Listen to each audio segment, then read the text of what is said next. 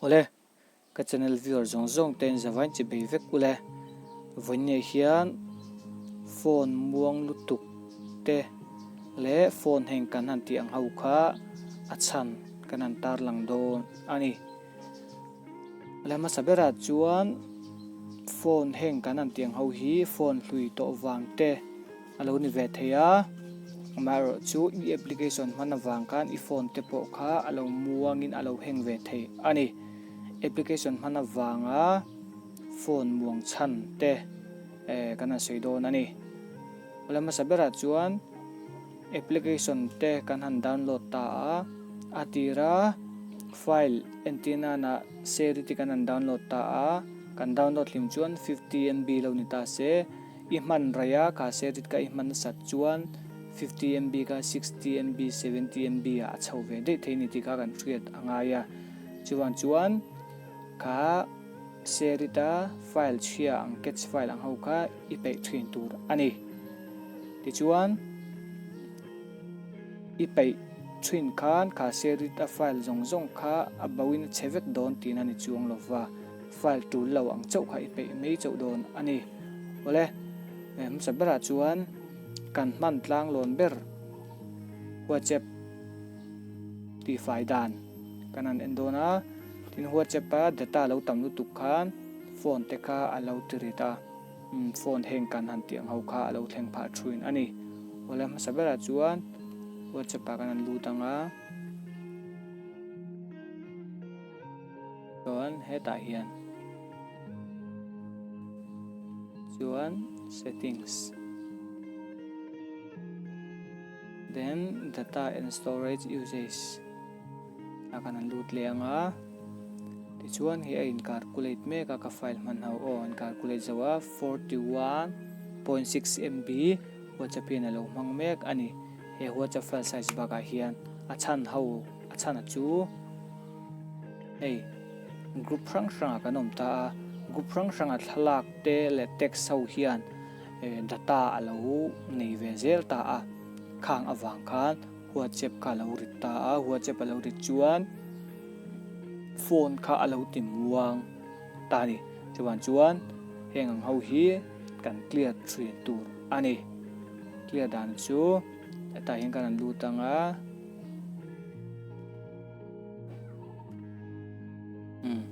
hian hei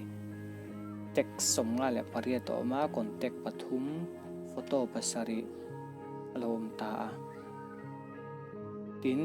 he group hian 10.2 MB lo ereng tina lo ni ta 10.2 chu hla patni pathum ang aleng tina ni chuan hei hi clear thin turani clear dan chu he da noya hian free up space angan lutanga clear item 10.2 MB kan clear vek don tani tikhan he group dang ho po hi nang ma ini ilo clear ve don nia ole ka WhatsApp pa data catch file ho ti pe dan chu alo ni ta chuan application danga antenna kanan pe vele anga tuna apps creator application siam na hian nganan lu china nga long press anga apps info hin rutang ti chuan achung bara hian storage ngan lutang ti chuan he apps creator hi ava in 17.51 MB lo ni ta ti chuan I han install la I han man khan heta 18.05 lo lutani chu kha apps creator kha I man jin pau le helaya user data ti le catch file kha lo tam don ten I man kha chuan helai noi pani hi alo claim don ta atuna apps creator hi ka man ngai lo awangin hei catch file phei chu pakhat ma aum lo tinani chu tin data chu claim KB 54 KB ang chu alo AV thota ma chu tam lo ani kha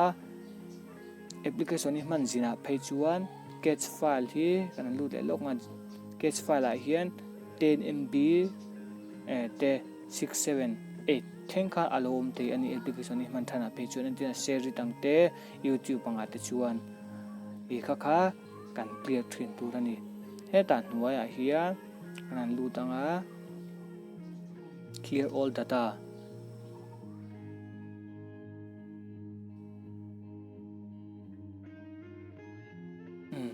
tikhan hey data kan phang to lawa tin catch file lawa he apps creator ina a file size pa ngai ang chia 17.51 khalom don ta i man le chuan ti hen